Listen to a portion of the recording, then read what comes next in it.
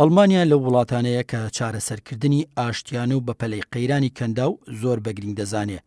ئەوەش بەهۆی ئەو بەرژەوەندیە بازرگانەیە کە لەگەڵ سعودیا و ئیمارات و قەتەر هەیەی.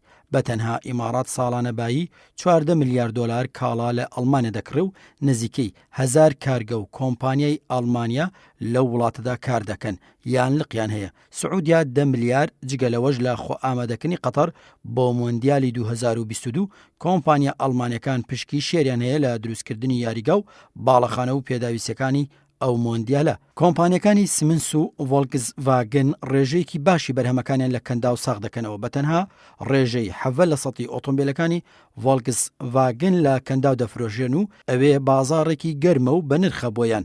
دۆچە بانک بە ڕێژەی بەرهەمی لە سەتادا لە قەتەر هەیەی. بەگشتی بەرهەمێنانی کۆمپانیا ئەڵمانیەکان ساڵانە 25 ملیار یۆرۆیە. کۆمپانیای فڕۆکەوانی ئیماراتی پشکی 30% لە کۆمپانیای ئایر بەرلینی ئەڵمانیادا هەیە. ئەمانە جگە لە فرۆشتنی چەک و جبەخانە کە بە ملیارەها یۆرۆ مەزەندە دەکرێ و ژمارەی ڕاستەقینە لە میدیاکان دەشارێتەوە. ئەو بەرژەوەندیە زۆر و زەبەندا بازرگانیە و ئابووری ئەڵمانیا دەکات کە خەمی ئاساییکردنەوە و ئارامبوونەوە هەڵبگرێ و بایەخی پێبدات. هەر ئەوەش بۆتە هۆی ئەوەی کا لە ڕۆژانی ڕابردوودا زگایمار جۆبرائیل وەزیری دەرەوەی ئەڵمانیا سەردانی ئەو ناوچەیی کردو و لەگەڵ سەرانی هەریەک لە سعودیا و ئیمارات و قەتەر و کوێت کۆبەوە. سەرەتا هەڵوێستی ئەڵمانیا بەلای قەتەردا دەشکایەوە. لەو سەردانە و لا گفتوگەکانی ئەو وەزیرە ئەڵمانیا بە ئاشکرا ڕەنگیدایەوە.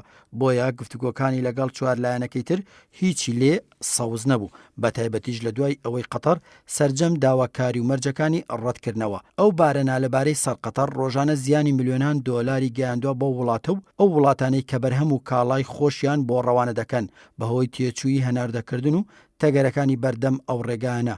ئەڵمانیا لەو زەرمەندانەیە کە بەهۆی ئەوەی جاران لە ڕێی کوێت و ئیمارات و سعودیا و بەحرێن و میسرەوە بەرهەمی خۆی دەگەیاندە قەتەر.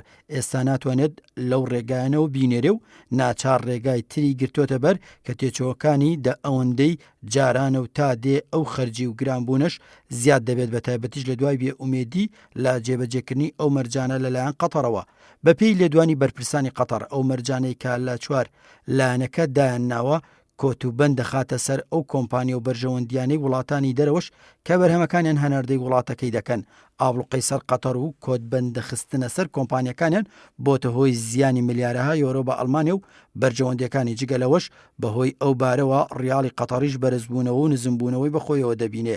دیسان لەوەش زیان با پرۆسەی بازرگانی کەوتووە. بۆیە تا بارەکە بەردەوام بێت زیانەکانی ئەڵمانیا زیاتر دەبن و سەرئەنجام دەبێت کۆمپانیا ئەڵمانەکان بە دوای بازاڕێکی تردا بگەڕێن کە شوێنی ئەو بازاڕانەی کەنداو بگرنەوە.